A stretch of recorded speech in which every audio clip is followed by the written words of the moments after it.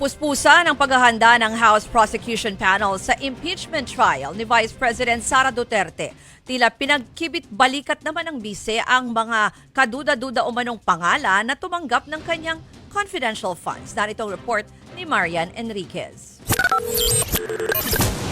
Tinawag na guni-guni ni Vice President Sara Duterte ang mga kahina-hinalang bagong pangalang lumabas na nakatanggap ng confidential funds niya. So, yun ang mga paniniwala nila. So, pabayaan na natin sila sa kanilang guni-guni. Yung paniniwala nila ay paniniwala din ng buong bayan. Kasama ang issue sa confi funds ng bise sa articles of impeachment. Sa kabila ng tila pagkikibit-balikat ng bise, puspusan ang paghahanda ng House prosecutors sa impeachment trial. We are in the thick of preparations. We are 80% ready. We're just preparing and anticipating what the possible defenses would be by the Defense Counsel. Hahawakan ni Iloilo Representative Lawrence Defensor ang Article 1 ng impeachment complaint na tungkol sa pagbabanta umano ni VP Sara sa buhay ni na Pangulong Bongbong Marcos, First Lady Liza Araneta Marcos at House Speaker Martin Romualdez. Ngayong linggo, magkakaroon ulit ng pulong ang House prosecutors.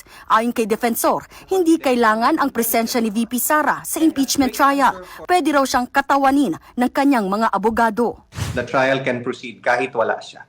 But remember, her personal appearance would say a lot kasi ang gusto lang naman marinig ng mga taong bayan is paano mo ginastos yung pera ng confidential and intelligence funds. And a straight answer from her would answer all the questions. Nasa the Netherlands pa rin si VP Sara para asikasuhin ang legal team ni dating Pangulong Rodrigo Duterte. Ayon kay Defensor, pagkatapos ng midterm elections o pagpasok ng 20th Congress, pag-uusapan ng prosecution team ang mga kongresistang posibleng tumulong sa panel. Ilan sa mga may kasanayan na sa impeachment ay sina dating Marikina Representative Miro Kimbo at si dating Deputy Speaker Erin Tanyada. Kapwa sila tumatakbo para sa Bilang Pilipino 2025. Ayon kay Kimbo, prioridad muna niya ang kampanya. Para mahirap mangarap at this point in time kung hindi muna manalo eh. So ako dun muna sa panalo.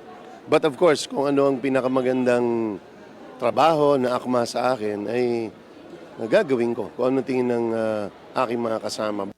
Kung ang Kamara puspusan ng paghahanda, ang Senado naninindigan pa rin na sa Hulyo o pagkatapos pa ng State of the Nation Address ni Pangulong Marcos, gugulong ang impeachment trial ni VP Sara.